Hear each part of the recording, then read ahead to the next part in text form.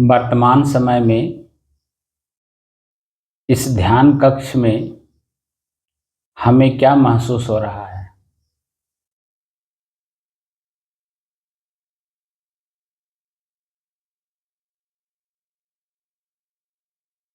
सामान्य स्थिति लग रही है।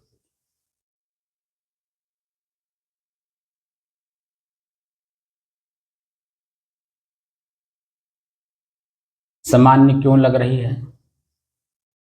सुबह का समय है और ठंडक का भी कुछ धीरे धीरे असर।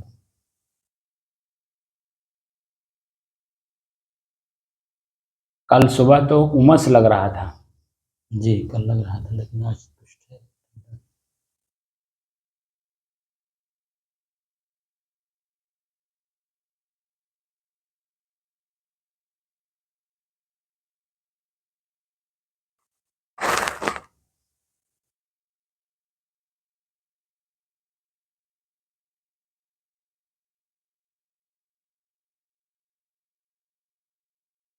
तो कल की अपेक्षा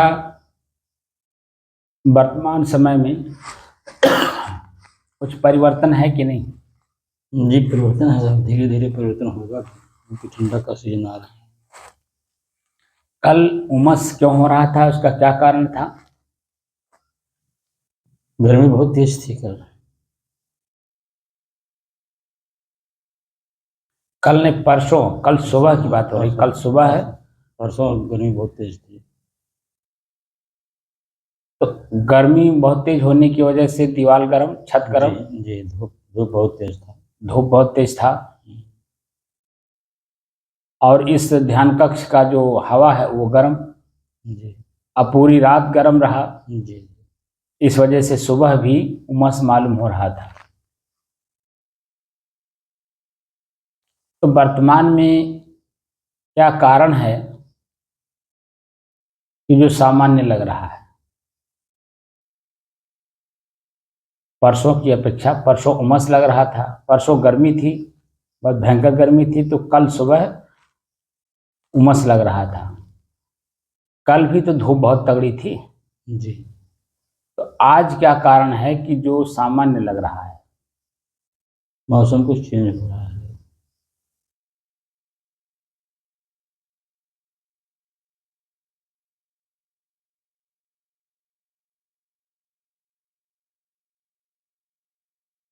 मौसम चेंज हो रहा है ना? जी। तो मौसम के बदलने से ध्यान कक्ष का वातावरण बदला हुआ है। जी। तो क्या बदला? प्रकृति बदली कि मैं बदल गया? नहीं, प्रकृति बदल रही है मैं तो नहीं बदला ना। ना। मैं तो यथावत हूँ।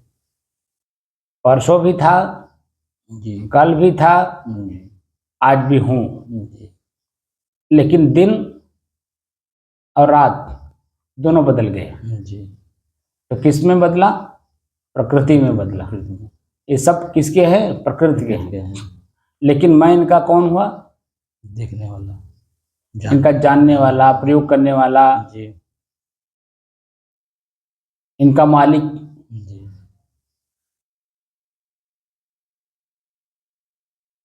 तो मैं मालिक तो हूँ, क्या मालिक की हैसियत से रहता हूँ? मालिक की क्या हैसियत होती है? अपने परिवार में जी। मालिक की क्या हैसियत होती है? मालिक की हैसियत होती है कि मतलब परिवार के लोग सब इकट्ठे होकर रहें, जिम्मेदारी होती है। अपने कैसे रहता है? अपने बिल्कुल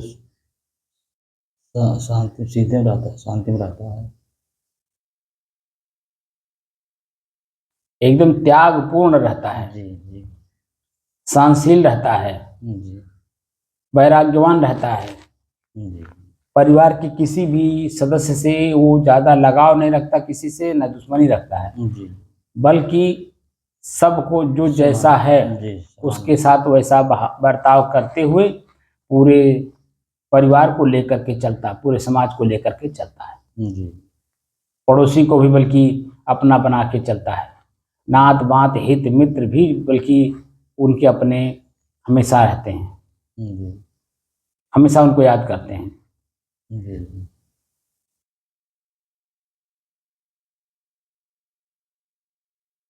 तो क्या मैं मालिक हूँ प्रकृति के ऊपर? क्या ये मुझे आभास है कि मैं सिर्फ इन्हीं भर से नहीं पूछ रहा हूँ, मैं सभी साधकों से पूछ रहा हूँ कि कोई मत समझे कि डायरेक्ट इन्हीं खाली राम अवतार बाबू से पूछ रहे हैं, सामने बैठे हैं इसलिए।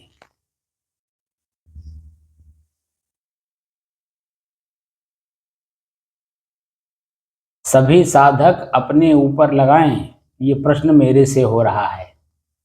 आज जब मेरे से प्रश्न हो रहा है ऐसा आप सोचेंगे तो आपके अंदर में एकाग्रता आएगी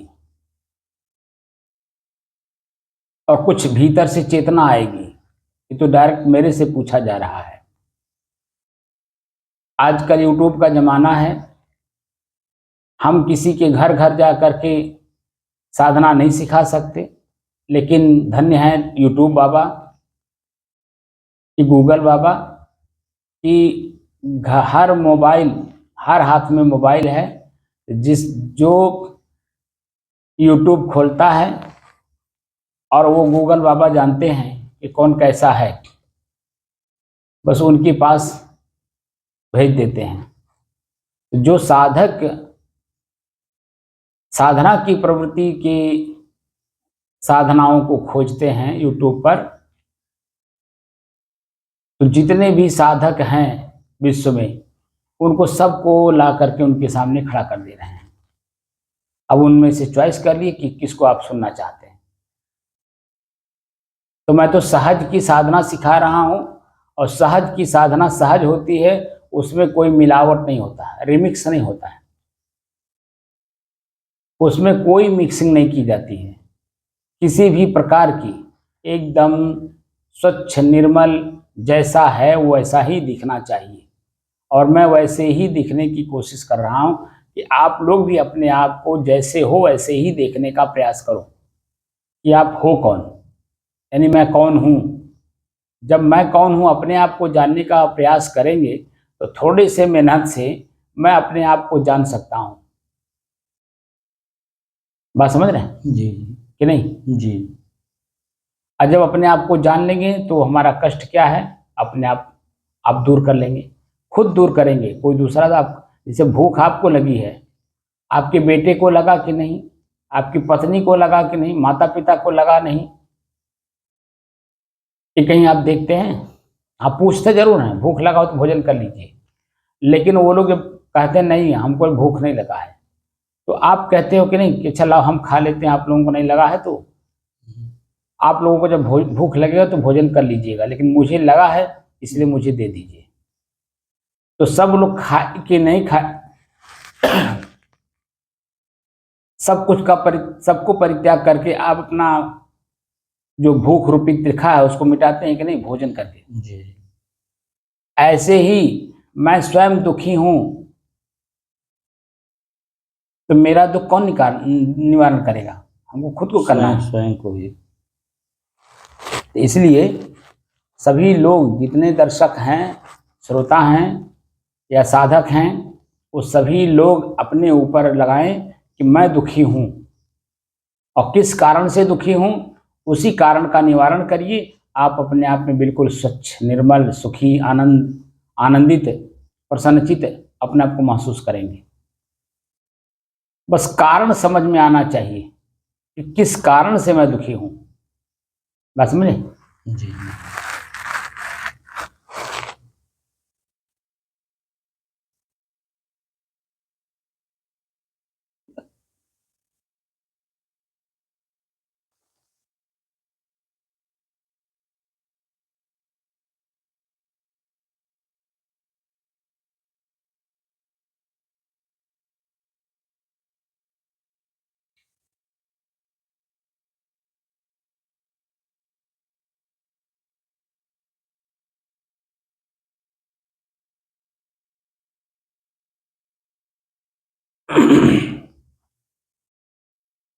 अपने ही चंचल मन को अपने ही बस में करके एकाग्रता, स्थिरता एवं स्वयं अपने आप में शांति का अनुभव करने के बाद स्वयं मैं कौन हूँ को जानने की दृष्टि से साधना करते करते आज 1070 दिन हो गए। तारीख 12 अक्टूबर सन 2024, दिन शनिवार, प्रातःकाल का समय। शनिवार ही है ना? जी जी। मैं दुखी क्यों हूं?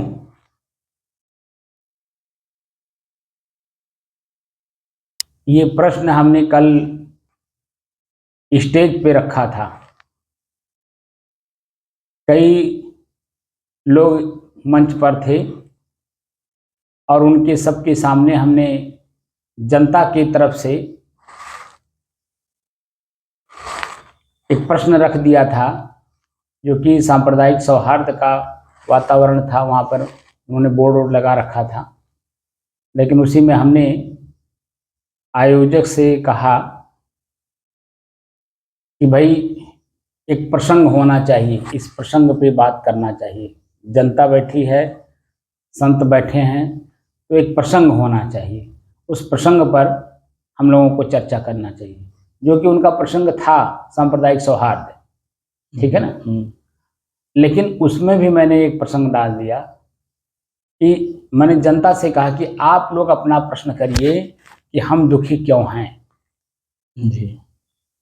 हम दुखी क्यों हैं, ये हम लोग जानने आए हैं दूर दूर से, क्योंकि वहाँ पर छत्तीसगढ़, बिहार, उत्तर प्रदेश के अनेकों जिलों से लोग वहाँ पहुँचे हुए थे। बड़े बड़े माइक लगे हुए थे, जनता थी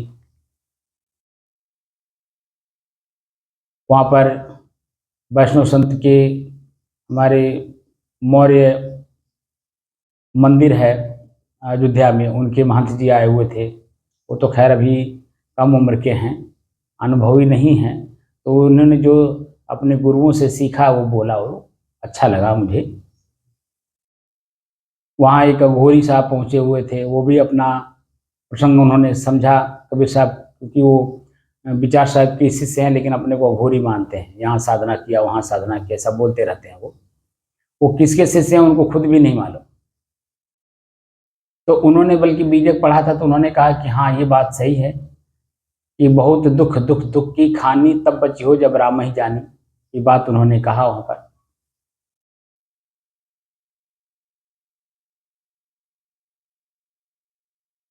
वहाँ पर की छौछा है ना अम्बेडकर नगर में, जी जी है। उनके जो किछौछा के जो मौलवी हैं इरफान जी, वो भी आए हुए थे। उन्होंने भी अपनी बात कही। हमारे महंत विचार साहब भी गए हुए थे, जो कबीर साहब के पंथाचार्य हैं, कबीर पंथाचार्य। उन्होंने भी अपनी बात कही, हमने भी अपनी बात कही। प्रसंग था कि मैं दुखी क्यों हूँ।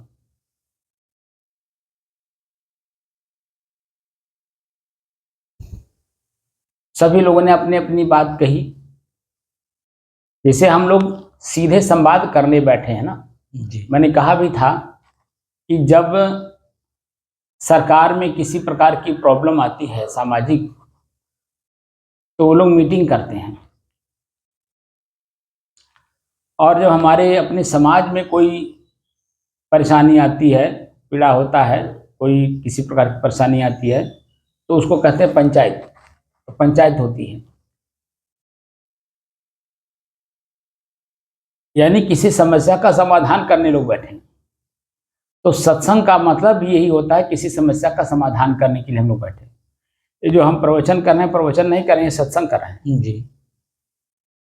पर का वचन तो लिया हूँ, बात तो सही है, इसमें दो राय नहीं है। जैसे हमारा जीवन पूरा 53 साल संत समाज में जा रहा है, लेकिन जब मैं शुरुआत यहाँ से जुड़ा था संत समाज से, तब तो मैं अनभिज्ञ था, कुछ नहीं जानता था, ABCD।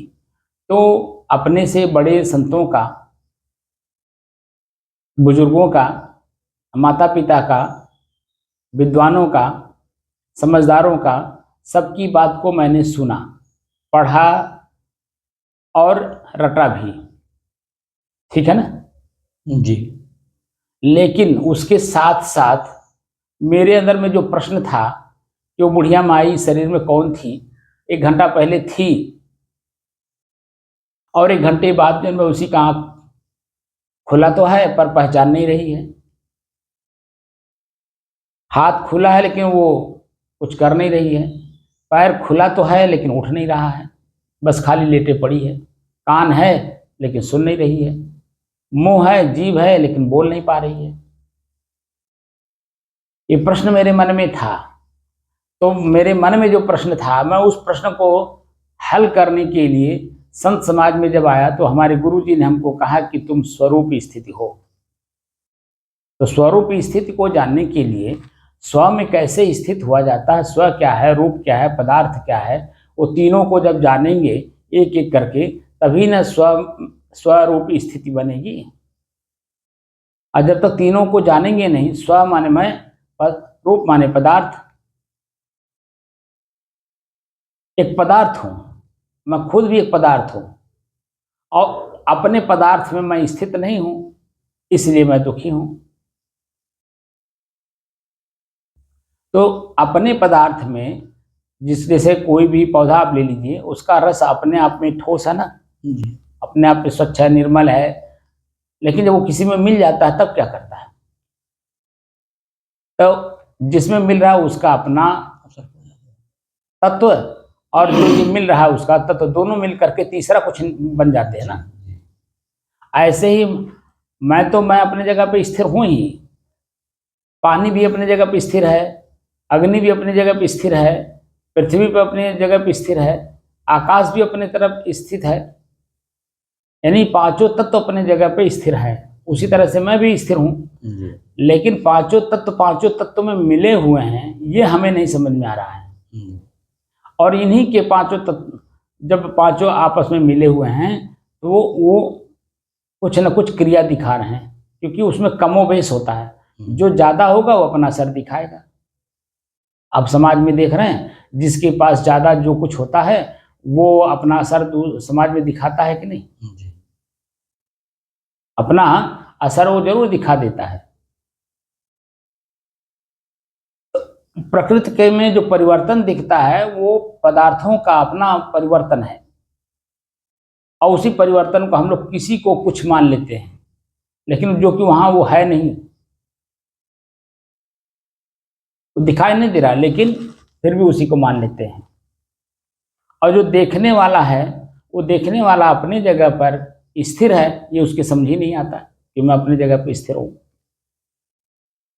तो परिवर्तन को मैं मान लेता है, और जब परिवर्तन को मैं मान लेता है तो सर पकड़ करके रोता है, चिल्लाता है, जोर जोर से आवाज करता है।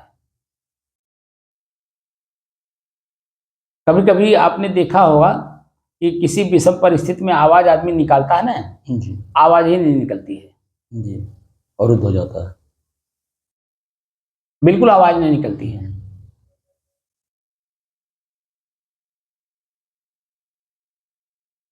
तो वहां पर हम कितने बड़े अपने शरीर के साथ धोखा करते हैं, अपने साथ धोखा करते हैं कि वहां पर कोई ना कोई हमारे शरीर में व्यवधान उत्पन्न हो ही जाता है।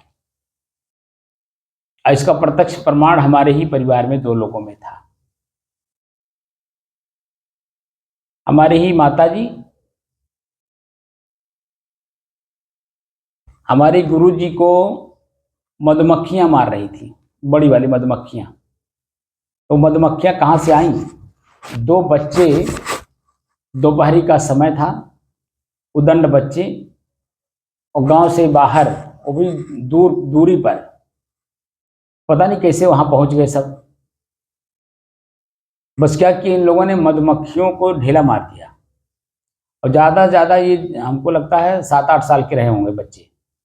मधुमक्खियों को ढेला मार दिए और जैसे ढीला मारे वैसे ही उन दोनों बच्चों को मधुमक्खियां मारना शुरू कर दी, दौड़ा दौड़ा करके मार रही थी। अब वो दोनों बच्चे आकर के हमारे गुरुजी को लिपट गए, दूसरे बगीचे से भाग करके दूसरे बगीचे में गए जहाँ हमारे गुरुजी थे। अब हमारी माता जी संजोग से वहाँ गांव से आई हुई थी दर्शन करने। अब जब वो देखी कि गुरुजी को मधुमक्खियां मार रही हैं, बस वो आवाज लगाना शुरू की, जोर जोर से चिल्लाना शुरू की। और जैसे शुरू की आवाज करना, वैसे उनकी आवाजें नहीं आई, वो आवाज ही नहीं निकला। तब पता चला कि वो बेहोश हो गई। तो डॉक्टर के पास जब गए तो पता चला कि उनको हार्ट का बीमारी हो गया, आवाज ही नहीं निकला। तो इसलिए मैं बता रहा हूं कि जोर जोर से कभी चिल्लाइए तो आवाज ही नहीं निकलती है। तो किसका नुकसान हुआ? अपने शरीर का नुकसान हुआ कि नहीं? हार्ट का प्रॉब्लम हुआ कि नहीं? बोलिए। और जो हार्ट का प्रॉब्लम हुआ वो किसके लिए? आप जिस शरीर में हो उसी शरीर का आपने नाश कर लिया। यहाँ ये मत समझिएगा कि वो आपकी माता जी थी तो आप अपनी माता जी का क्यों ऐसा वर्णन कर रहे हैं। ये कोई भी हो, मैं हूं, आप हूं, कोई भी हो, किसी हो सकता है, सब समान है। यहाँ जीव की बात हो रही है। प्रत्येक जीव दुखी है। और क्यों दुखी है? अगर हम उसका जिक्र नहीं करेंगे तो हमें अपने अंदर में चेतना कैसे आएगा कि हमें कैसे बचना है? अपने अंदर में चेतना कैसे आएगी? सावधानी कैसे आएगी? सतर्कता कैसे आएगी? और भीतर से कैसे बच करके आप अपना काम करके निकल जाएंगे वहां से? ये इसलिए सब चीजों की जानकारी दी जाती है कि हम अपने उस पॉइंट पे जब जाएं तो अपने सतर्क रहें, सावधान रहें, एकदम अपने आप में स्थिर रहें। इसलिए सब किसी का भी जिक्र किया जाता है उदाहरण के रूप में, इसका मतलब है कि उनका उदाहरण लेकर के अपने आप को बचाना है। क्योंकि वो विषम परिस्थितियां किसी के भी साथ हो सकती हैं, क्योंकि प्रकृति में परिवर्तन हो रहा है तो परिवर्तन किसी के भी साथ परिवर्तित हो सकता है। क्योंकि वो शरीर में होगा, आप में नहीं होगा। तो शरीर क्या है? प्रकृति है। प्रकृति स्वतः अपने आप में चल रही है। तो शरीर को मैं मान लिया हूं ना, तो शरीर को मैं मान लिए हो इसीलिए तो दोषी हो, जो कि शरीर प्रकृति है। अब प्रकृति आपसे अलग है और आप भी जैसे प्रकृति अपने आप में अलग अलग हैं तो ठोस हैं, स्थिर हैं, शांत भी हैं अपनी क्रियाओं में। लेकिन जब आपस में मिले हुए हैं तब, जैसे 5 बच्चे गांव के हों, अब पांचों के स्वभाव 5 तरह के हों, तो उसमें जितना भी जो एक लड़का होगा वो सीधा होगा, इतना सीधा होगा कि दूसरे की बात वो सुना करके वो लोग उसको अपने में मिला लेते हैं, मान भी लेता है। अब जहाँ जो लोग जो 4 हैं अपने अपने स्वभाव के, वो जो सीधा बिल्कुल सीधा है वो उसमें परेशान होगा कि नहीं होगा? होगा। बोलिए। क्योंकि ये जो चारों हैं, ये चारों अपने चारों स्वभाव के हैं जी। कोई क्रोधी है, कोई लोभी है, कोई मोही है, कोई ईर्ष्यालु है, और वो बेचारा सीधा है जी। तो जब ये चारों अपना अपना काम करेंगे तो वो परेशान होगा कि नहीं होगा? जी होगा। ऐसे ही मैं हूँ स्वयं, मैं अपने आप में स्थिर हूँ, सीधा हूँ, शांत हूँ, शुद्ध हूँ, एकरस हूँ, ये मुझे मालूम है। लेकिन हमारे में जो चारों मिल गए, 5 मिल गए हैं, माटी, पानी, आग, हवा, आकाश, यही तो हमें परेशान किए हुए हैं। और कौन परेशान किया है? जी। अब क्या करना है कि इनका जब हमें जानकारी हो गई कि इनकी वजह से मैं परेशान हूँ, तो उनका साथ छोड़ने में ही भलाई है। उस सीधे जब मैं सीधा हूँ, शुद्ध हूँ, शांत हूँ, स्थिर हूँ, एकरस हूँ, तो फिर इन चारों में मिलने की क्या जरूरत है? अपनी स्थिरता में हम लौटें, अपने एकरसता में लौटें। तो जितना दूर आप आगे निकल चुके हैं जिस रास्ते से, उसी रास्ते से वापस भी तो आना पड़ेगा उतनी ही दूरी पर जितना दूरी आप निकले होंगे। जी। तभी तो आप अपनी जगह पे आएंगे। तो हम आंख से कितना दूरी निकल गए हैं, कान से कितना दूरी निकल गए हैं, जीभ से कितना दूरी निकल गए हैं, लिंग से कितना दूरी निकल गए हैं, इन्हें पकड़ पकड़ करके रास्ता। तो जितना ही दूरी हम गए होंगे उतनी ही दूरी से वहीं हमें आना होगा जहां से मैं इनकी दूरी तय किया था। तो क्या करना होगा? जो साधु नहीं हैं, ठीक है, सामाजिक हैं, ज्ञानी हैं, समझदार हैं, वो लोग भी तो यही बात कहते हैं। आपने देखा होगा महात्मा गांधी जी के 3 या 4 बंदर बताते हैं, जी कौन कौन से जानकारी है? ये कान बंद किया था, एक मुंह बंद किया था, एक आँख बंद किया था। एक कान बंद किया था, एक हो गया, दूसरा आंख बंद किया था, 3 हो गया, एक मुंह मुंह बंद किया था, जी। 3 हो गए, जी। और चौथा लिंग। चौथा ऐसे इसमें भी तो है, जी तो 4 बंदर हुए कि नहीं? जी वो चौथा जो है लोग अपने करना नहीं चाहते हैं, तो अपने अनुसार 3 ही खाली दिखाते हैं। जी जी बात समझे ना? तो 4 बंदर हैं कि नहीं? जी तो चारों बंदरों को क्यों उसका प्रदर्शित किया गया? यानी विश्व में कहीं भी आप जाइए, इन चारों पे आप अपना कमांड रखिए, अपना पकड़ रखिए, तो पूरा विश्व आपका है। जी अगर इन चारों में से किसी में भी अगर आप आसक्त हुए, तो बस वही उतने तक सीमित हो जाएंगे जहां आप आसक्त हैं, तब विश्व आपका नहीं हो सकता। लेकिन जब आप चारों पे अपना पकड़ रखेंगे तो सब आपके हैं, कोई अपराय है ही नहीं है, और आप जो उनको कह देंगे वो तुरंत सिरधार्य कर लेंगे, यानी मान लेंगे। महात्मा गांधी जी ने ऐसे तो किया। मैंने देश को आज़ाद कराना था, और वो लॉ के जानकार थे, लॉ माने कानून, तो कानून के जानकार थे, तो कानूनी प्रक्रिया में आकर के न देश से अंग्रेजों को निकाले, कानूनी प्रक्रिया से। जी तो कानूनी प्रक्रिया को उनको पता था, क्योंकि वो भी बालिस्टर थे। हाँ बालिस्टर थे। बैरिस्टर थे, तो इसलिए जो वो कानूनी प्रक्रिया से, लेकिन जनता को नहीं मालूम था ना, जी जो आम जनता है उसे कानून का पता नहीं था। जी जो अंग्रेज लोग अपना कानून हमारे भारत पे लागू किए थे, उस कानून का जानकार हमारे भारत में कम लोग थे। जी और वो जानकार थे इसलिए कि वो इंग्लैंड में ही वो बैरिस्टर क्या बोलते हैं, बालिस्टर वकालत किए थे। वकालत किए थे, तो वहाँ उन्होंने कानूनी प्रक्रिया को जानते थे। तो उनके दिमाग में आया कि मैं यहाँ मान लीजिए 2-4-10 करोड़ हम कमा भी लें, ठीक है, वकालत के माध्यम से, लेकिन हमारी ख्याति नहीं रह जाएगी, हमारी ख्याति बस खाली वकील तक रहेगी, यहीं तक सीमित रहेगी। तो उनके दिमाग में बात उपजी कि क्यों ना हम इस ज्ञान का उपयोग देश सेवा में लगाएं। और जैसे देश सेवा में उनके दिमाग में बात आई, वह इंग्लैंड छोड़ करके भारत आए। अब भारत में आकर के उन्होंने, आपने देखा होगा, जिस किसी का भी कुछ किया जाता है या जिस समाज में जाया जाता है वही बनना पड़ता है। जब तक वही आप बनेंगे नहीं, तब तक लोगों में आपके ऊपर आत्मविश्वास होगा नहीं। तो उन्होंने, आपने देखा होगा उनके शरीर को कि वो अपने पूरे जो सूट बूट था वो सबको उतार दिया उन्होंने, बस एक धोती पे अब जनता के बीच में आए। जनता जैसा उन्होंने भी अपने आप को शो किया, वही बने। और जब वही बन गए तो आम जनता जो है, आपने देखा होगा कि लट्टू हो गई पूरी, और उनका पूरा साथ दी। और उनके पूरे अपना साथ देने की वजह से अंग्रेज डरे, और डर करके उन्होंने भारत को छोड़ा। तो हमको जो है अपने, जो हमारे 4 बंदर है ना हमारे शरीर में, आँख कान नाक, आँख कान जीभ और लिंग, ये 4 जो है अपने बस में करना है। अगर ये 5वां नाक भी अपने बस में कर लीजिए तो फिर पूछना ही क्या। तो नाक का मतलब है सुगंध दुर्गंध है। जब सुगंध आता है तो हम उसी को सूंघने लगते हैं और आनंदित होने लगते हैं भीतर से। जैसे भंवरा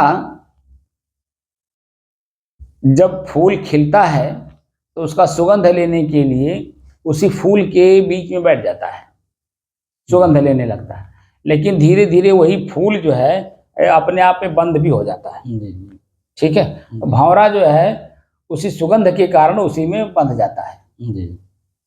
तो क्या होता है कि कोई न कोई आता है, कोई जीव, चाहे हाथी हो, कोई जानवर हो, बस वो फूल को तोड़ता है, रौंदता है, तो वो उसी के साथ उसी में मर जाता है। तो हम भी उसी में मरे हुए हैं। जैसे भंवरा जो है उसमें आ सकता है, वैसे हम सुगंध दुर्गंध में आ सकता है। दुर्गंध जब आता है तो भागते हैं, सुगंध आता है तो हम उसी को भोगने लगते हैं। तो यहाँ दोनों नहीं लेना है, सुगंध में भी नहीं जाना है और दुर्गंध में भी नहीं जाना, अपने स्थिरता में रहना, क्योंकि दोनों मेहमान हैं, एक आएगा तो एक जाएगा। और अगर दोनों नहीं रहेंगे तो सामान्य रहेगा। तो अगर नाक को भी जीत लीजिए फिर तो आप संत हो गए। और अगर कहीं मन को भी अगर आपने अपने बस में कर लिया फिर तो जीवन ही धन्य हो गया। तो कल जो हमने वहाँ सबके सामने जो प्रसंग रखा था कि हम दुखी क्यों हैं, उसका जो निराकरण लोगों ने बताया, वो तो सब लोग अपना अपना जनता के सामने प्रस्तुतिकरण किया।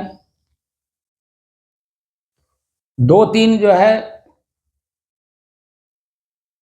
वीडियो हमने अपना भी बनाया, महाराज जी का भी बनाया, महंत विचार साहब का जो कबीर पंथाचार्य हैं, और एक किछौछा से जो आए हुए थे इरफान जी, वो बहुत अच्छा बोल रहे थे।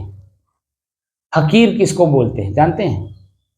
उसके बारे में उन्होंने जो फकीर शब्द है, ठीक, उस शब्द का जो उन्होंने व्याख्या की, जैसे हम भगवान शब्द का व्याख्या करते हैं वैसे उन्होंने फकीर शब्द का व्याख्या किया। फ क य र ना, तो वो एक एक शब्द का जो बताए वो वही बताए कि जैसे वकील हैं अपने वकालत के उसमें ही एकदम बिल्कुल लीन है, यानी कानूनी प्रक्रिया में ही रहते हैं, क्योंकि उनका व्यापार क्या है? कानून। जो कानूनी सलाह उनके पास लेने आएगा तो उनको बता देंगे भाई ये समस्या का निदान ये है। जैसे डॉक्टर हैं, मरीज उनके पास जाता है तो वो कहते हैं भाई आपके इस मर्ज का ये निदान है, और आप मैं लिख देता हूँ ये दवा आप स्टोर से ले लीजिए, आप अपने आप में सुखी हो जाएंगे।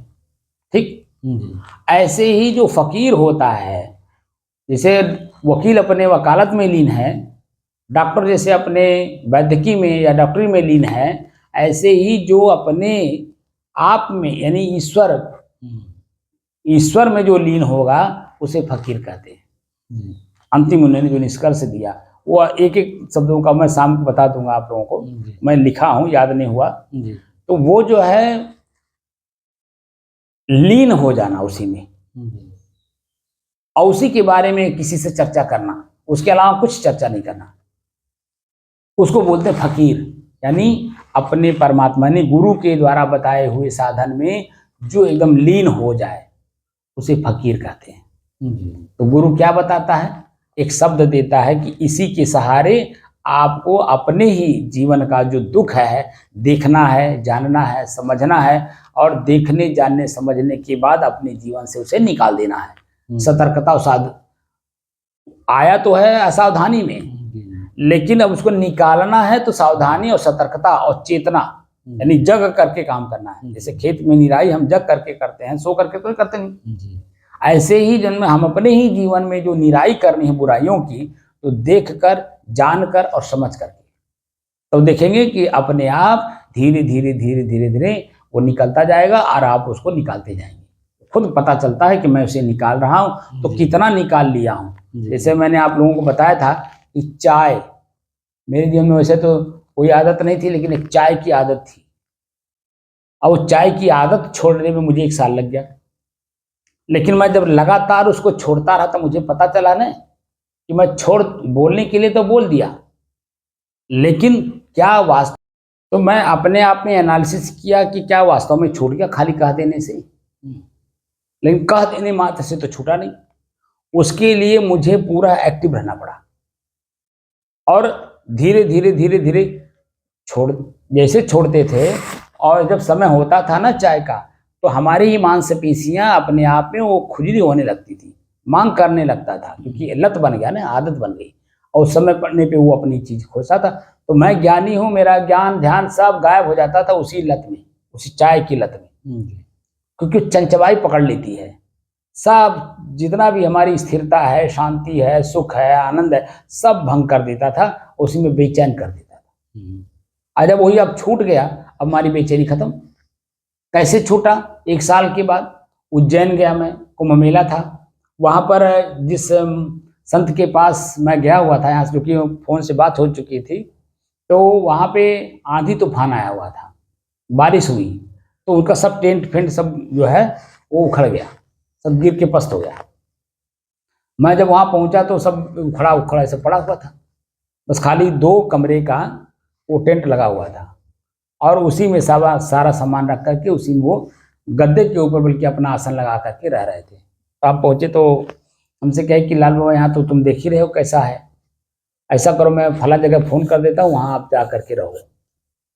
मैं कहा कि मैं आपके पास आया हूँ तो मैं आप जिस स्थिति में रहोगे उसी स्थिति में रहूँगा, हमें दूसरे जगह जाने की ज़रूरत नहीं। अगर हमें दूसरे जगह जाना होता तो स्टेशन से उतरता, वहीं से मैं चला जाता, लेकिन मैं फ़ोन किया हूँ आपके पास तो रहूँगा मैं आप ही के पास, जैसे जिस स्थिति में आप रहेंगे हम भी वही नीचे बिछा करके सोएंगे, कोई दिक्कत नहीं। कौन सा हमें सिंहासन चाहिए। तो इस जब आचार्य प्रमुख होकर के आप जो गद्दे के ऊपर अपना आसन लगा करके लेटे हुए हैं, रह रहे हैं, तो मैं तो आपका अनुयायी हूँ, मैं तो नीचे बिछा करके लेट रहूँगा, हमको क्या फर्क पड़ता है। तो मैं वहाँ रहा उन्हीं के पास। तो उनके पास जो बिहार के संत थे, वो भी बिहार के ही थे, हमारे फतू वहाँ के धनौती के आचार्य गुरु प्रसाद गोस्वामी जी। तो वहाँ देखा कि उनके साथ जो संत लोग थे, कोई चीज़ बनाने खाने का तो उनके पास मतलब सब डिस्टर्ब था ना, तो क्या करते थे कि सत्तू घोल के पीते थे लोग। तो वही सत्तू जो वो लोग घोल के पीते थे वही हमको भी देते थे। जब भी हमको चाय की ज़रूरत पड़ती थी, लत लगा हुआ था ना, तो जब मैं चाय की खोज करता था तो वो लोग वही हमको बना करके देते थे, चाय वो सत्तू। तो उसमें जो मसाला डालते थे, काला नमक, मिर्चा और प्याज, जवाइन, सौंफ और जीरा, इस तरह से भून करके उसे बकायदे मसाला बना के रखे थे। तो मर्चा और प्याज और नमक बाद में पड़ता था, बाकी मसाला बना के वो लोग डब्बी में रखे थे, सब डाल करके बनाते थे बढ़िया। और वो जो प्याज होता था ना, उसके साथ जब कूच करके खाते थे तो वो प्याज जो है वो चाय की जो तलख थी ना उसको ठंडा कर देती थी।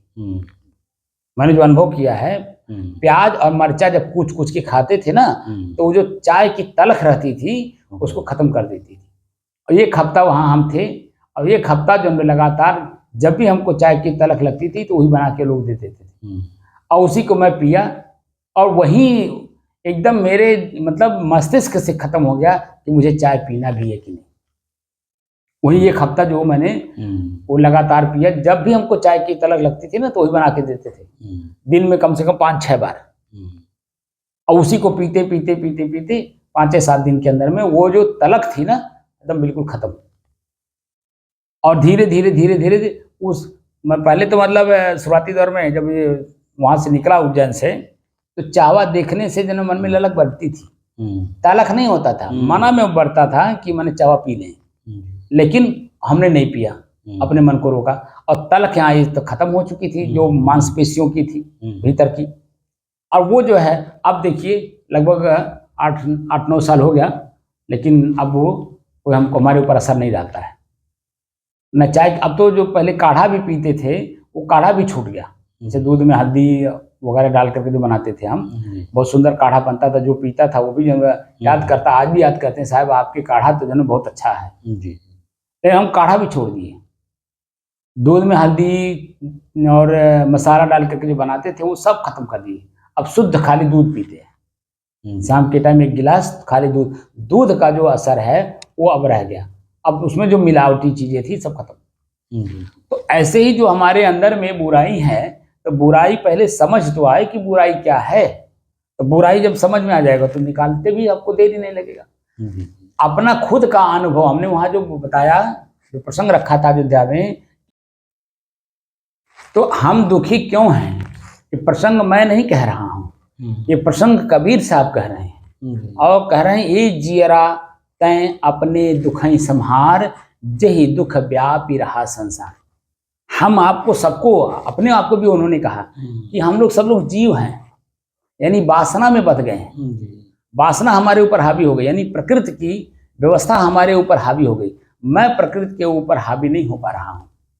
तो साफ साफ करें, ये जियरा इशारा कर रहे हैं तुमको, हमको, आपको, सबको, ये जियरा तय, तय माने तुम अपने दुख ही संहार, अपने ही दुख को देखो, जानो, समझो और उसको अपने जीवन से निकालो। तो कौन कौन से दुख हैं वो तुमको जब दिखाई देने लगेगा तो अपने आप में निकलना शुरू कर देगा, क्योंकि आपके अंदर में छटपटाहट होगी कि मेरे अंदर में ये बुराई है। वो छटपटाहट ही जो है आपको उसको निकालने का पूरा व्यवस्था दे देगा। तो ये जियरा तय अपने दुख ही संहार, जे ही दुख व्यापी रहा संसार, पूरा संसार उसी दुख से पीड़ित है। वो कौन सा दुख है जो सभी लोग पीड़ित हैं? तो साफ साफ वहां वो कह रहे हैं कि वासना रूपी दुख सबके जीवन में है, बसा हुआ है, भीतर सूक्ष्म रूप से गड़ा हुआ है। तो वासना रूपी दुख को निकालने के लिए आपको, हमको, सबको वो कह रहे हैं। और क्या कह रहे हैं? बहुत दुख है, दुख की खानी, दुख है, खानी माने ढेर, दुख है। तब बची हो जब राम ही जानी, उपाय भी बता रहे हैं, तुम राम को जान लो और आपका जन्म जो दुख, बहुत दुख है, दुखों में दुख है, और दुख की खानी में जो बैठे हो उससे आपको निजात मिल जाएगा, मुक्ति मिल जाएगी। लेकिन राम को जानोगे कैसे? तो वही मैंने बताया कि राम है कौन।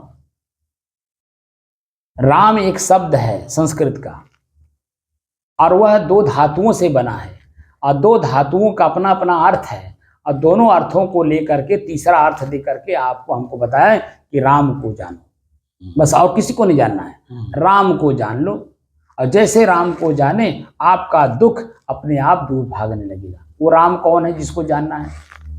तो 2 धातु जो हैं, रम और घम। रम मतलब लीन होना, वही हो जाना, रमण करना। तो जब लीन होना है तो किस में? तो घम में। तो घम क्या है? आकाश। आप आकाश की तरह स्वच्छ हो, निर्मल हो, निर्द्वंद हो, निष्फिक्र, निश्चिंत, हर तरह से निश्चल हो। उसी में जो आपने इच्छा कर ली, वही इच्छा ही निकाल देना है, आकाश की तरह हो जाना। तो आकाश जो मेरे अंदर में है, यानी एकदम निर्द्वंदता, निश्चलता, निष्फिक्रता। इसीलिए मैं देखने की बात करता हूँ कि जब हम श्वास को देखते हैं तो जब गर्मी आई श्वास के अंदर से हमें महसूस हुआ, तो उसको हम बदलते हैं कि नहीं? बदलते हैं। या हम स्थिर रहते हैं तो उसको बदलते हुए देखते हैं कि नहीं? हमने अभी जब शुरू में पूछा इस ध्यान कक्ष का आज का वातावरण क्या है, तो हम अपने आप में स्थिर है, तभी तो कल का भी हम जानकारी रख रहे हैं, और स्थिर है तभी तो हम आज का जान करके कल भी हम स्थिर रहेंगे। तो इसका वातावरण बदल रहा है ना, मैं तो नहीं बदल रहा हूँ ना। तो नाक का जो उसको पकड़ने की क्षमता जिसमें है, हमारा नाक भी बदल रहा है। मैं अपने आप में नहीं बदल रहा हूँ, मैं अपने जगह पे स्थिर हूँ, अपने नाक के माध्यम से महसूस कर रहा हूँ कि हवा में क्या है, क्योंकि साधन है उसको जानने का। तो नाक को मैं नाक समझ रहा हूँ, साधन है, और वातावरण को समझ रहा हूँ, प्रकृति में ऐसा हो रहा, तो इसी के माध्यम से मुझे महसूस करा रहा है। इस साधन के माध्यम से हमें महसूस करा रहा है। तो हमारा साधन क्या? नाक है। मैं तो नाक नहीं हूं ना, मैं नाक होता तो महसूस कर पाता? नाक साधन है, उसके माध्यम से मैं पहचान रहा हूँ कि वातावरण में क्या है, यानी हवा में क्या है। तो आज जो है उमस नहीं है, ये महसूस हुआ ना? क्यों? क्योंकि अंदर जो हवा जा रही है बिल्कुल सामान्य है, बल्कि हल्का फुल्का शीतलता है, ठंडा ही नहीं है लेकिन शीतलता है ना, हल्का फुल्का। जब आप अभी हम बोल रहे हैं और आप सुन रहे हैं, इस वजह से श्वास को पूरा देख नहीं पा रहे हैं, लेकिन जब मैं बोलने से पहले अनुभव किया था तो हल्का फुल्का हमें शीतलता का अनुभव कराया। तो वो हवा में ठंडी आई ना, तो नाक बताया ना, तो नाक जो है वो साधन है, वो मैं तो नहीं हूँ।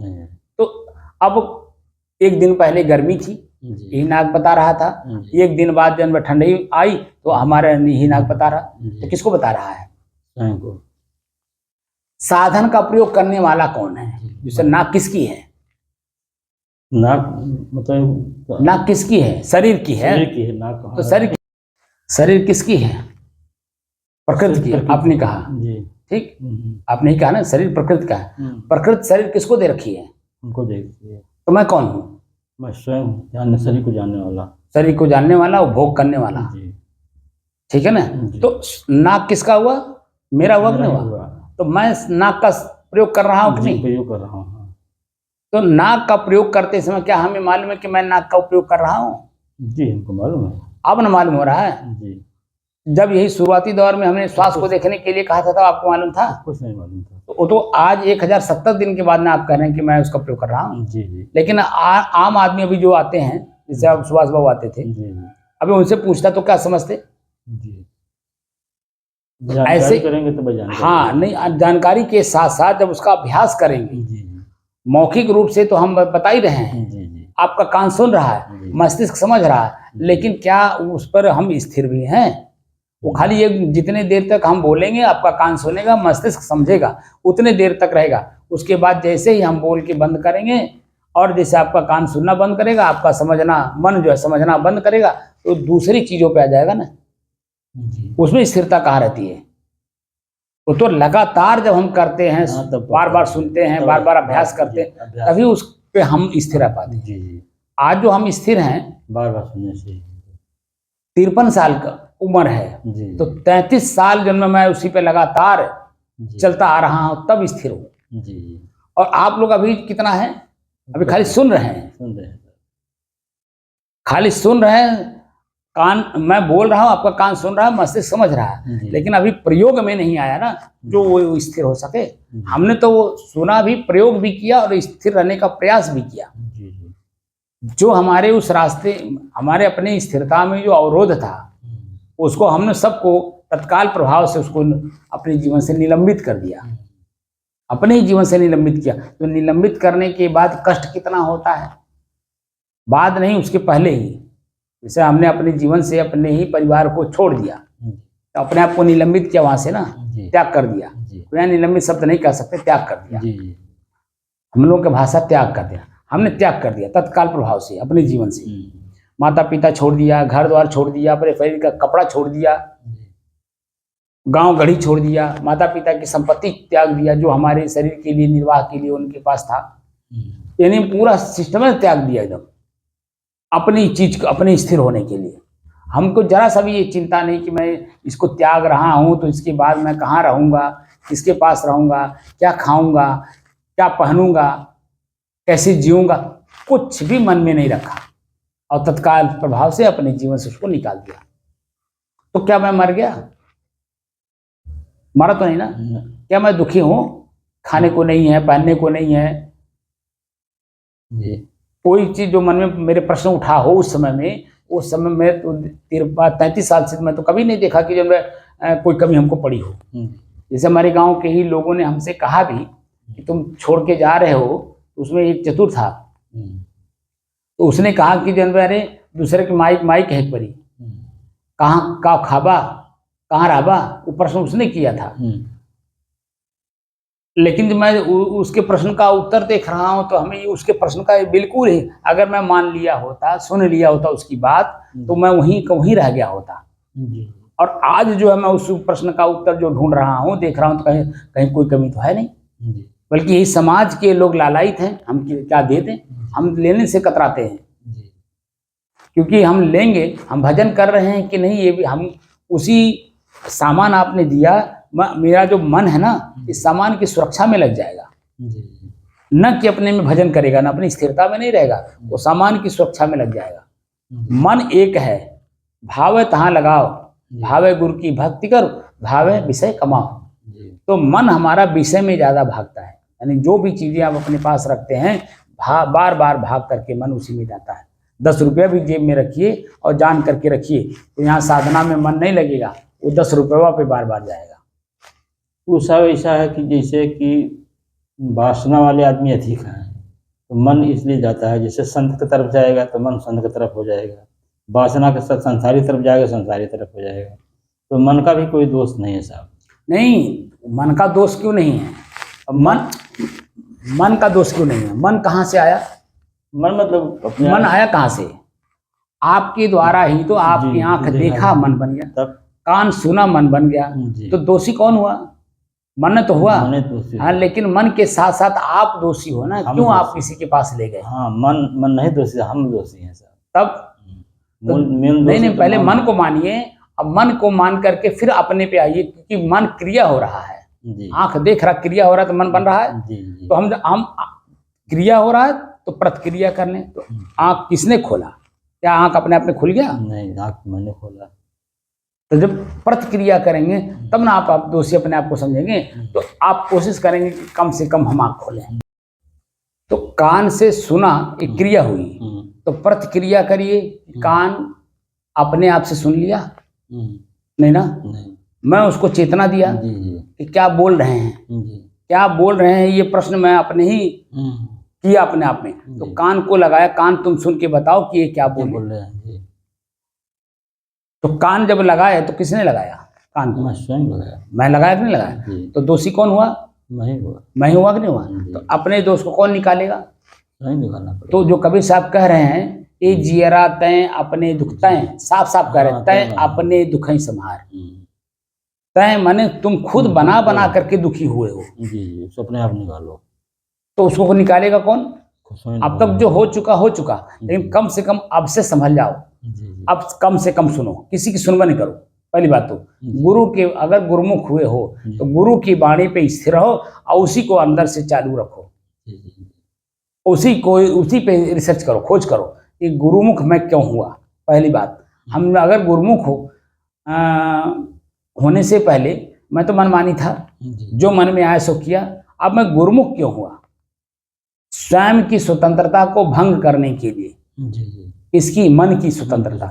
तो मन की स्वतंत्रता के साथ साथ मैं अपनी स्वतंत्रता भंग किया गुरु की वाणी पे स्थिर होने के लिए। तो गुरु की वाणी पे जब हम स्थिर रहेंगे तब ना अपनी स्थिरता समझ में आएगी। मैं खुद भी गुरु हूँ। वो गुरु जो दूसरे बाहर के गुरु हैं वो ये जनाने की कोशिश करते हैं कि जो मैं हूँ ही तुम भी हो। मैं ऐसे ऐसे आया, तुम भी ऐसे ऐसे आओ। तो जहां मैं पहुंचा हूं उसका आनंद तुमको भी मिलेगा जब वहां पहुंचोगे तब। जैसे आजकल मोबाइल का जमाना है, ठीक है, हम आप दोनों जने निकले दिल्ली जाने के लिए, तो कोई ना कोई तो पहले निकलेगा अपने घर से। ठीक है, अब फोन से वार्तालाप हो रही है, आप कहाँ पहुंचे? तो आप बता, आपसे मैंने पूछा आप कहाँ पहुंचे? आप कहे कि रोहता पहुंच रहा हूँ। और आप पूछे मेरे से आप कहाँ हो? तो मैं कह रहा हूँ नहीं, अभी तो मैं आश्रम में ही हूँ। तो जहाँ आप रहेंगे वहाँ कहेंगे अच्छा आप आइए, मैं चल रहा हूँ, मैं अभी रोहता पर हूँ, लेकिन टेम्पो में बैठा हूँ, टेम्पो चल रही है और मैं स्टेशन पहुँच रहा हूँ, आप स्टेशन पे आइए। तो जितनी दूरी पे बात हमारी आपकी हुई है, वहाँ जब मैं पहुँचूंगा तब न समझ में आएगा कि रोहता किसको कहते हैं, रोहता कौन जगह को कहते हैं उस जगह। और जैसे जैसे आप गए हैं तो आपकी भी आंख खुली है, पैर खुला हुआ है, हाथ खुला हुआ, सब कुछ टेम्पू चल रहा है, आंख देख रहा। तो जो दृश्य आपने देखा, जो बिल्डिंग देखा, वो सब चीजें मेरी भी आंखें तो देखेगी। और उसी भाव में हम भी चलेंगे जिस भाव में आप वहां पहुंचे हैं। तब मैं भी समझ सकता हूं कि आप कहाँ पहुंचे थे और वहां का रूप रंग, वहां का स्थान, वहां का बिल्डिंग किस कलर का है, आदमी को चौराहे पे कौन कौन फल बेच रहा है, सब्जी बेच रहा है या क्या बेच रहा है, वो सब आंख हमारी देखेगी वहीं पहुंचने के बाद। खाली रोहता कह देने से रोहता समझ में नहीं आएगा। रोहता पहुंचने के बाद पता चलता है कि उस इस चौराहे का नाम है रोहता। वहाँ क्या क्या है, बिल्डिंग कैसी हैं, वहाँ और कौन कौन लोग हैं, उस वहाँ पहुंचने पता चलता। ऐसे ही श्वास देखना, अपने तक जाना, अपने कान को, जो मैं नाक कभी कल बताया था ना, नाक श्वास हमारा एक सब्जेक्ट है और उस सब्जेक्ट के माध्यम से हम कहाँ जाना चाहते हैं। जैसे विद्यार्थी जो है अपना एक लक्ष्य बना के काम कर रहा है, तो लक्ष्य पे जैसे मान लीजिए हम वैज्ञानिक बनना चाहते हैं, एक लक्ष्य लिए, तो लक्ष्य के लिए हमारे उस लक्ष्य को पूर्ति करने में कौन कौन से साधन हैं। अगर हम हिंदी मीडियम से पढ़ें तो हम साइंटिस्ट बन पाएंगे, वैज्ञानिक बन पाएंगे? नहीं बन पाएंगे। हिंदी जितना सरल है उतना कठिन भी है, लेकिन क्या कठिनाई को दूर करके मैं साइंटिस्ट बन पाया? बल्कि अंग्रेजी सरल है। सरल है अंग्रेजी, लेकिन सरल होते हुए भी कठिन इसीलिए लग रहा है कि हम उसको जानना नहीं चाह रहे हैं। हम भीतर से जानना नहीं चाह रहे हैं, लेकिन जब हम जानना शुरू कर देते हैं तो कोई कठिन काम है नहीं। बोलिए, हम खाली अपने आप में डर रहे हैं कि कैसे जानेंगे। बस वही डर खत्म कर दीजिए, वो अपने आप आपके अधीन हो जाएगा, आप उसको अपने अधीन कर लेंगे, पूरा विश्व आपका। जी। तो हमारे अंदर में जो डर बैठा है, उसी डर को हमें निकालना है। तो डर को डर की तरह देखना होगा कि हम डर क्यों रहे हैं, क्यों डर रहे हैं। तो आँख ने देखा, क्या उसने हमें डराया? क्या कान ने सुना तो उसने हमें डराया? क्या नाक ने सुगंध दुर्गंध लिया, क्या उसने हमें डराया? क्या हमारी जीभ ने हमको डराया? जीभ में दो चीजें, जब हम अपने ही साधनों को देखने लगते हैं कि किस साधन की वजह से मैं भीतर से डरा हुआ हूँ, तो समझ में बात आती है। शुरू करिए श्वास से। श्वास एक तत्व है, नाक का विषय है, तो क्या नाक हमको डराया है? तो आँख किसका है? अग्नि तत्व का। क्या आँख हमको डराया है? कान वायु तत्व है, वायु तत्व क्या हमें डराया है? कान के माध्यम से। तो इसी तरह से जब हम देखना शुरू करते हैं, तब हमें पता चलता है कि हम किससे डरे हुए हैं। तो जब हम किसी से डरे हुए हैं, तो क्यों डरे हैं, हम उसका निराकरण कर दें। जब निराकरण किए, तभी तो हम निर्भय हुए। गीता के 16वें अध्याय के प्रथम श्लोक में, प्रथम लाइन में, प्रथम शब्द में ही कहा गया है कि अभयम, निर्भय रहना। दूसरे शब्द में क्या कह रहे हैं? सत्व संशुद्धि। सत्व माने हृदय, हृदय यानी मन। मन को विशेष प्रकार से जब शुद्ध करोगे, तभी आप निर्भय हो पाओगे। तो सीधी सीधी कह रहे हैं, हम किसी चीज को पढ़ते हैं तो वास्तव में पढ़ने की दृष्टि से नहीं पढ़ते, खाली वो तो आंख और मन का काम हम लोग कर लेते हैं, भीतर से अपने आप में उसको पढ़ते नहीं। अब भीतर से जब पढ़ेंगे तो वास्तविकता की गहराई में जाएंगे, और वास्तविकता की गहराई में जाएंगे तो हमारा भय अपने आप दूर हो जाएगा। हमारे जितने भी महापुरुष पूरे विश्व में हुए लोग, भले उनके अनुयायी अलग अलग बन करके अलग अलग एक रास्ता, एक पंथ बना लिए हों, बात तो अलग है, लेकिन सभी लोगों ने एक ही चीज को खोजा कि आखिर हम वर्तमान में दुखी क्यों हैं। तो जो जिस दुख से पीड़ित हुआ और उसको देखा कि जनता भी उसी पीड़ा से त्रस्त है, तो फिर वहां अपना कमर कसे और सामने जो समस्या था उसका समाधान किया। यहाँ तक कि अपना बलिदान दिए, शरीर का बलिदान दिए। अपने आप का बलिदान का मतलब शरीर का बलिदान दिए। अब बलिदान दे करके पूरे समाज के लिए उन्होंने एक पथ प्रदर्शक का काम किया पूरे विश्व में। तो कौन थे? आदमी ही तो थे। जितने भी पूरे विश्व में, आपने ईसाई ले लीजिए, यहूदी ले लीजिए, पारसी ले लीजिए, आपका हिंदू है, मुस्लिम है, सिख है, कोई भी हो, सभी लोग अपने अपने अनुयायियों के बीच में, उनके अपनी जनता के बीच में जो दुख दर्द देखा, उसी दुख दर्द को निकालने के लिए सामने तूफान से टकरा गए। भले अपने आप को ध्वस्त किए, लेकिन जनता को सुरक्षित करने के लिए वो काम किए, यानी जो समस्या था उस समस्या का समाधान किए। हमारे वेद के ऋषि कहते हैं कि तुम अपने भीतर देखो। वेद माने विद धातु से वेद शब्द बना है। विद धातु का मतलब होता है जानकारी प्राप्त करना। तो जानकारी एक तो होता है किताब, एक होता है हमारे माता पिता, हमारे महापुरुष जो हमारे से उम्रदराज हैं, जो समाज में मेच्योर हैं, मेच्योरिटी जिसकी आई हुई है, उनसे सलाह लेकर के काम करना। समझदारी तभी तो आती है, तभी तो हम अपना काम करते हैं, सुझाव लेकर के काम करते हैं। तो हम काम तो हम ही करते हैं, लेकिन सुझाव कोई देने वाला जब रहता है तो वो सुझाव में हम मनमानी नहीं चल पाते।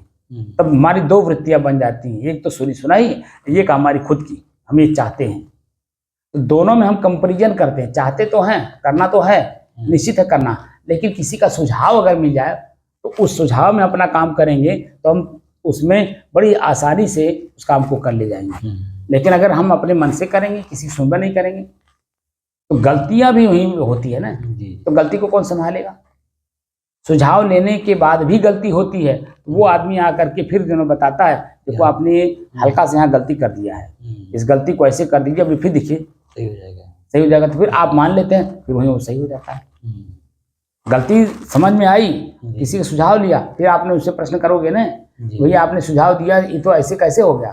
तो फिर वो पूछेंगे, आखिर वो अपना बुद्धि लगाएंगे फिर कि मैं तो सीधे सीधे बताया था, ये कैसे किया। तो जैसे आपका वो जानता है ऐसे किए हैं, उसी में आपको ट्रिक बता देता है, इसको ऐसे ऐसे कर दीजिए। तुरंत जैसे वो बताए वैसे किए, तुरंत उसका दिन खट से समझ में बात आ गई।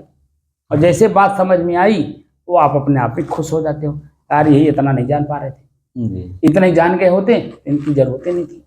लेकिन उनकी जरूरत इसलिए पड़ी क्योंकि वो उस विषय के विशेषज्ञ, क्योंकि वो कर चुके हैं, मेच्योर हैं, और हम अनभिज्ञ हैं, हम अभी करने जा रहे हैं और वो करके छोड़ दिए हैं। दोनों में अंतर है ना।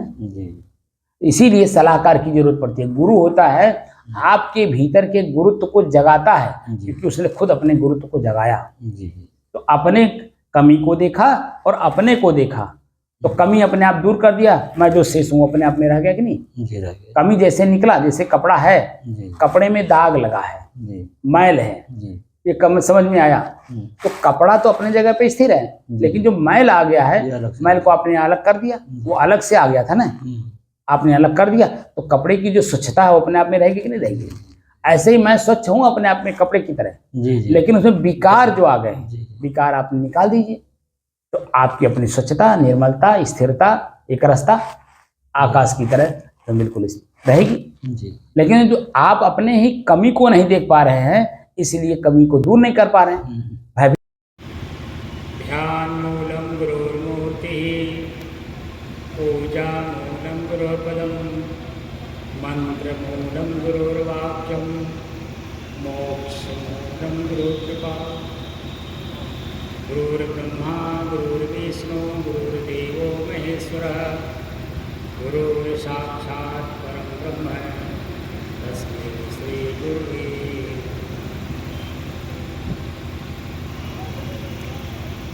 एक बार जरा खूब जोर, जितना ताकत हो आपके सबके अंदर में, आप लोग अपना अपना कुर्सी लेके इधर आ जाइए। आज आप लोगों से संवाद करना है। इधर आ जाइए, इधर आइए। ये धोप कुछ नहीं है, सब लोग कुर्सी ले लेकर के इधर आ जाइए। मैं अपने पुलिस डिपार्टमेंट से भी कहूँगा, मैं जो भाई लोग हैं वो भी लोग इधर आ जाए, थोड़ा सा आप लोगों से भी संवाद करना, क्योंकि प्रश्न ही एक ऐसा आपने रखा है कि हम दुखी क्यों हैं। ये मत समझिए खाली यही लोग दुखी हैं। एक प्रश्न है कि हम दुखी क्यों हैं। आप लोग भी चले आइए, इधर कुर्सी खाली है, या इधर आ जाइए, इधर कुर्सी लेके इधर आ जाइए।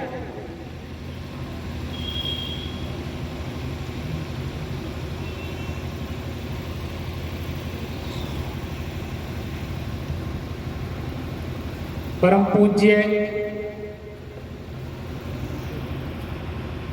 आचार्य कबीर पंथ प्रमुख आचार्य महंत श्री विचार साहेब जी की छौसा से पधारे हुए हमारे आत्मीयजन, हमारे बगल में बैठे हुए हमारे गुरु भाई, इधर उमाशंकर जी हैं, परम पूज्य माताएं, बहनें और हमारे बड़े बुजुर्ग, समाज के सभी लोग। आज एक प्रश्न हमने रखा है इस गोष्ठी का कि हम दुखी क्यों हैं। भाई जरा आप लोग बात कम करिए, सुन लीजिए। आप लोग भी दुखी हो, कहाँ दुखी हो इस बात को समझिए। हम लोग बैठे हैं सत्संग करने, आप लोगों को मालूम होना चाहिए, मालूम होना क्या चाहिए, मालूम है, ऑलरेडी मालूम है। जब समाज में कहीं किसी प्रकार का कोई परेशानियां आती हैं, कोई दिक्कतें आती हैं, तो कहाँ पर कौन कौन से शब्द का प्रयोग होता है आप लोगों को मालूम होगा। जैसे समाज में विकृतियां आती हैं, जैसे कोरोना आया था, कितना बड़ा विकराल रूप लेकर के आया था। हमारे भारत सरकार के जो जिम्मेदार लोग थे वो मीटिंग पे मीटिंग, मीटिंग पे मीटिंग, मीटिंग पे मीटिंग करते जा रहे थे कि ये जो कोरोना का पीरियड आया हुआ है, इससे हम अपने आप को प्लस अपने समाज को कैसे सुरक्षित बचाएं। तो देखे होंगे कि हर जगह मीटिंग मीटिंग मीटिंग मीटिंग चल रहा है। एक समस्या सरकार के पास आती है तो शब्द का प्रयोग करता है मीटिंग। दूसरा, आपके समाज में जब किसी प्रकार का कोई परेशानी आती है तो आप लोग क्या बोलते हैं, पंचायत। हम लोग क्या करने बैठे हैं, सत्संग। मीटिंग, पंचायत, सत्संग समस्या के समाधान के लिए होता है। तो हम लोग बैठे हैं, एक समस्या है कि हम दुखी क्यों हैं। चाहे स्त्री हो पुरुष हो, अब यहाँ मैं हिंदू मुसलमान सिख ईसाई नहीं कहूँगा, क्योंकि पूरे विश्व में स्त्री और पुरुष ही दो ही लोग हैं, बाकी तो हमारी आपकी मानती है, हमने मान रखा है। हर गांव में आपने देखा होगा, गांव की बात कर रहा हूँ, शहरों की बात नहीं कर रहा हूँ, आपने देखा होगा कि भेड़ रखने वाले लोग होते हैं। तो एक गांव में दो लोग हैं, 100 भेड़ी है लेकर के निकलते हैं, दूसरे गांव में 100 भेड़ी है, 2 लोग लेके निकलते हैं। तो अपनी अपनी भेड़ी को अपने अपने पास बनाए रखने के लिए, ताकि हमसे अलग ना हो, इसलिए उनको क्या बोलते हैं, दोब करके रखना। गांव का भाषा है ना, दोब कर रखना। ऐसे ही समाज के जितने भी समझदार लोग हैं, हमको आपको भेड़ी समझ रखा है लोगों ने, और दोब दोब करके अपने उसी कटघरी में रखा है।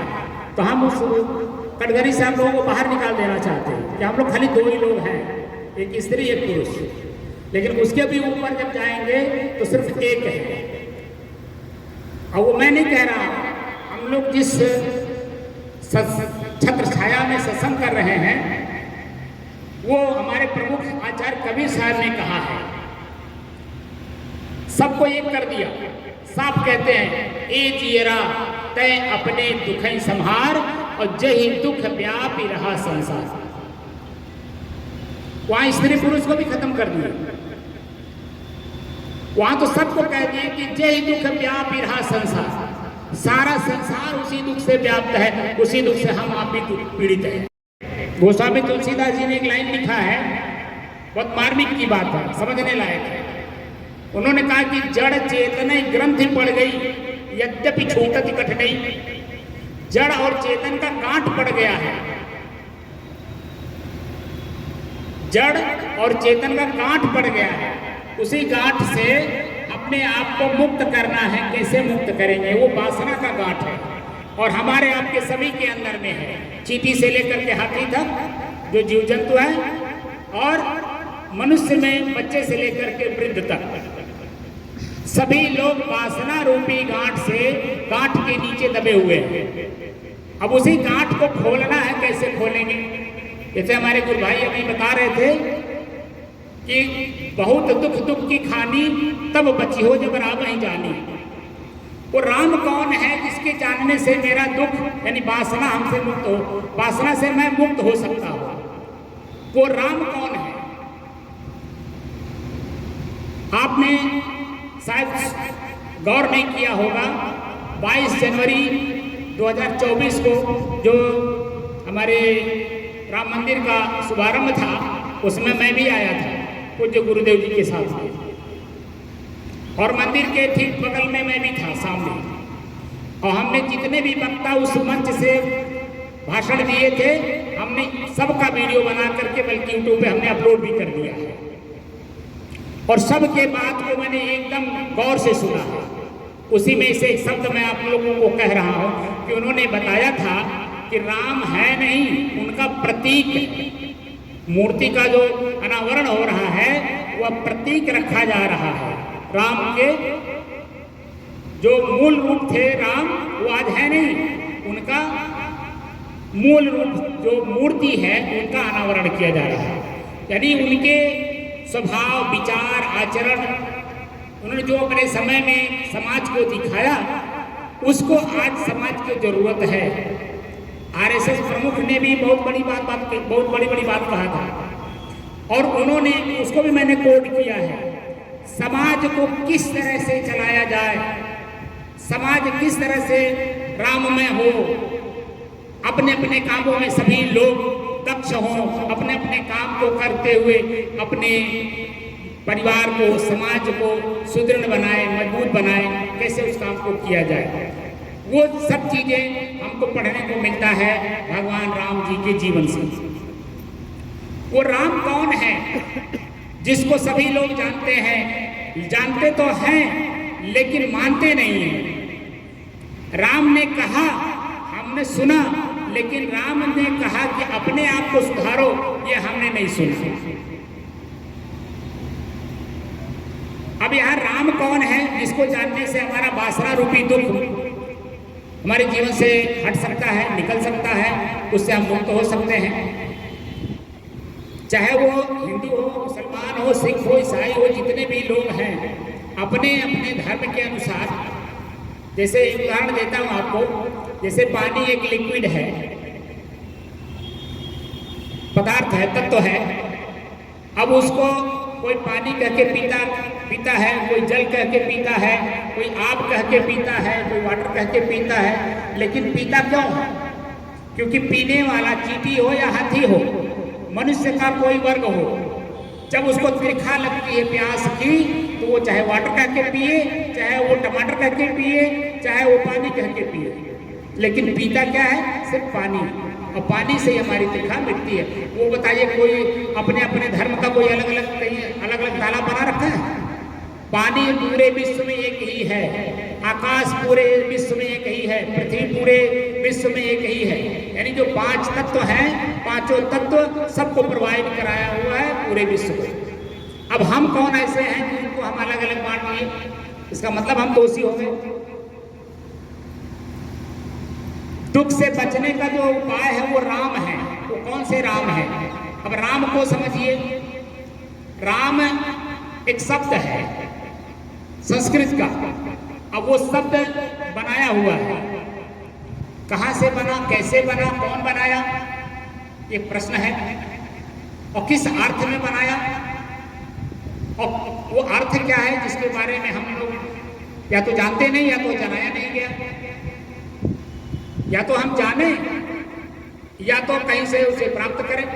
तो कहां से प्राप्त करें वो हमारे आचार्य लोग बताते हैं कि राम कौन है?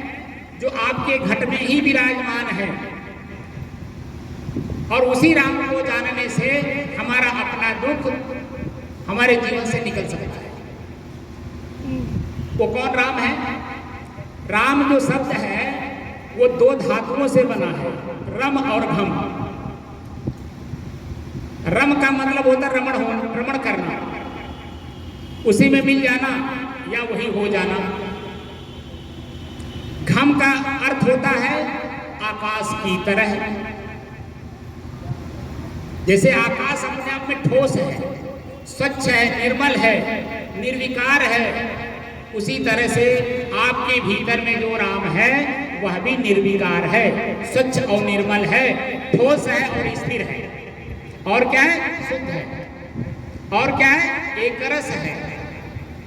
आप लोगों ने देखा होगा, अपने बचपन में जाइए, 5 साल से लेकर के और अब तक आपके शरीर का बदलाव हुआ, लेकिन आकाश कभी बदला? वही आकाश आज भी है। भले उसमें कितना तूफान आपने देखा हो, बदल देखा हो, बारिश देखा हो, कुछ भी देखा हो, वो समय समय से आया और समय समय से अपने अपने दिशा को फिर चला भी गया। लेकिन आकाश अपनी जगह पे ठोस है कि नहीं? एकदम स्थिर है कि नहीं? उसी तरह से आपके भीतर जो राम है वह भी ठोस और स्थिर है, स्वच्छ और निर्मल है, निर्विकार है, निर्द्वंद है, निश्चिंत और निष्फिक्र है। उसे हम कैसे जाने?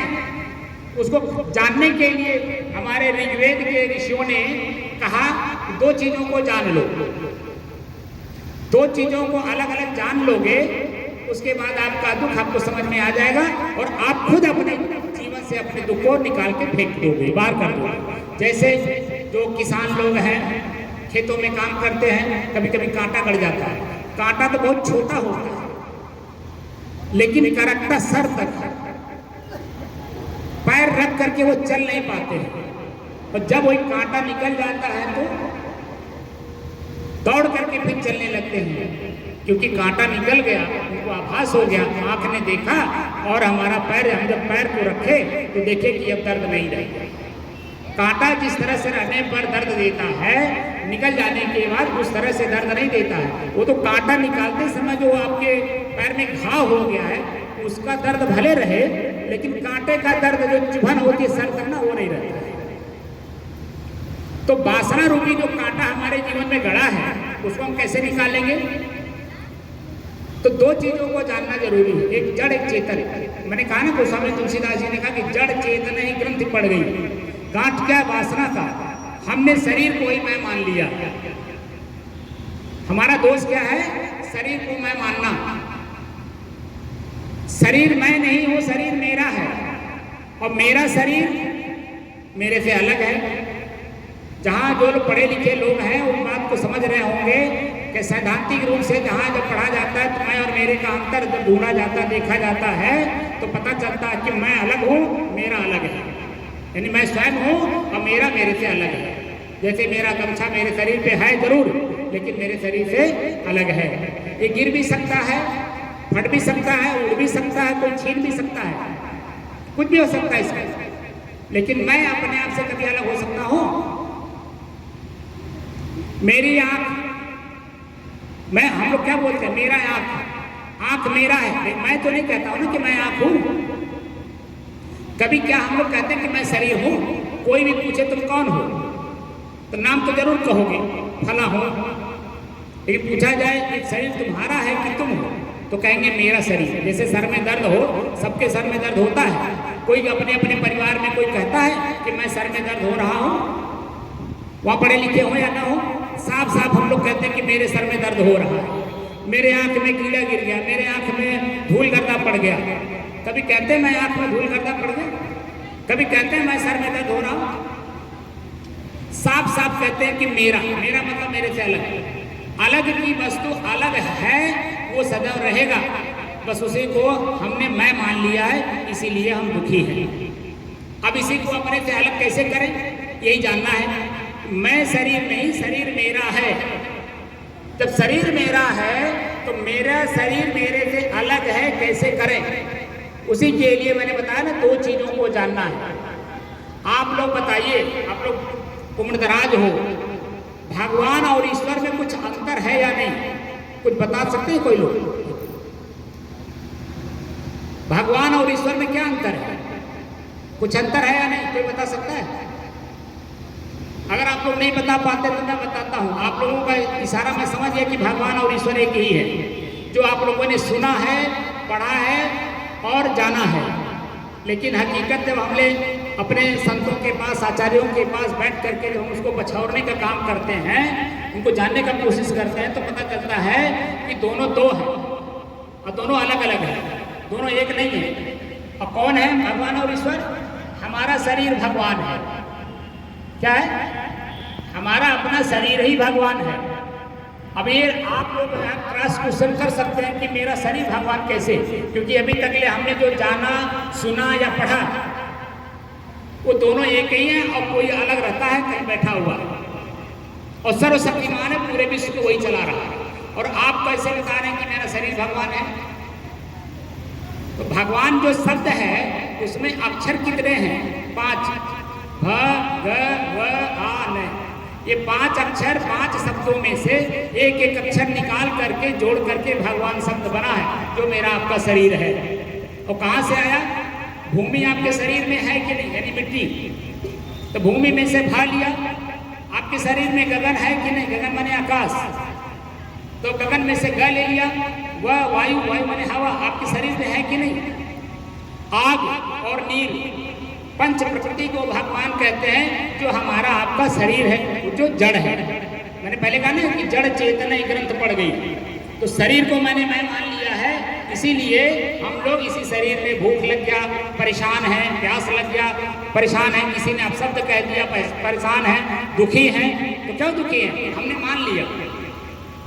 कोई कुछ कहे, वो कह रहा है, वो उसका विषय है, मेरा विषय नहीं। मैं क्यों दुखी हो रहा हूँ, मैं दुखी क्यों हो रहा हूँ, ये जैसे प्रश्न करेंगे तो जो बात आपने सुना, या जो भूख आपको लगी, भूख भी जीत लेते हैं, प्यास भी जीत लेते हैं, नींद को भी जीत लेते हैं, हर चीज को जीत लेते हैं कि नहीं? ये क्षणिक है, थोड़े समय तक रहते हैं। किसान लोग हैं, काम करते हैं, काम करते समय भूख लगती है, लेकिन उसी काम करते समय भूख यानी भोजन जब नहीं करते हैं तो आधे घंटे के बाद उनका शरीर अपने आप में तृप्त हो जाता है, वो फिर शाम को ही भोजन करते हैं। वो वर्तमान का जो भोजन होता दोपहर का, वो कोई नहीं करता है। कि करते हैं? अगर 3 बज जाए, 4 बज जाए, कोई कहे कि भोजन कर लीजिए, तो आप लोग नहीं करते। क्यों? क्योंकि शाम का भी भोजन हमारा नहीं हो पाएगा और प्लस जो है गैस बनेगा, अपच होगा, तमाम तरह का ज्ञान हो जाता है कि नहीं? और उस ज्ञान के कारण आप अपने भूख को जीत लेते हो। फिर शाम के टाइम भोजन करते हो, भोजन उतना ही करते हो जितना सुबह किए थे। ये जो सुबह का भोजन है वो आप उसको डबल करके नहीं करते हो, जो पेट में आता है उतना ही लेते हो। ये नहीं कि जब सुबह का हमने भोजन नहीं किया तो शाम को उसको भी बराबर करके हम भोजन कर लें। भोजन उतना ही करते हैं, चाहे सुबह का हो चाहे शाम का हो, लेकिन मन से हम जीत लिए हैं, इसीलिए उसको हम डबल नहीं करते हैं, उतना ही लेते हैं जितना हमारी शरीर की क्षमता होती है। तो हम ये हो गया हमारा शरीर। भगवान ईश्वर क्या है? जिसके जानने से हम अपने वासना को समझ सकते हैं, वो है ईश्वर। ईश्वर क्या है? आपका अपना श्वास। आप जो श्वास लेते हो, आपके और शरीर के मध्य में जो जोड़ने का काम करता है ना, वो श्वास है। आप पानी बिना कुछ दिन रह लेंगे, भोजन बिना कुछ दिन रह लेंगे, नींद बिना कुछ दिन रह लेंगे, लेकिन श्वास बिना भी आप बता दीजिए 1 घंटा भी रह पाएंगे? तो मेरा श्वास ईश्वर है। और ईश्वर कैसे है? ईश्वर का संधि विच्छेद करिए तो ईधन स्वर। एक विद्वान थे, वो आए थे वहाँ लुधियाना से, संस्कृत के अच्छे प्रवक्ता थे। तो उनके सामने जब मैंने उनको प्रस्तुत किया कि ईधन स्वर, तो उन्होंने कहा कि इसमें संधि है ही नहीं है, तो आप संधि विच्छेद कैसे कर रहे हैं? तो मैंने कहा कोई बात नहीं, अगर इसमें संधि नहीं है और विच्छेद नहीं हो पाएगा, लेकिन स्वर में भी विशेषण लगा है कि नहीं, तो चाहे हम इधर से कहें चाहे इधर से कहें, बात तो वही होगी।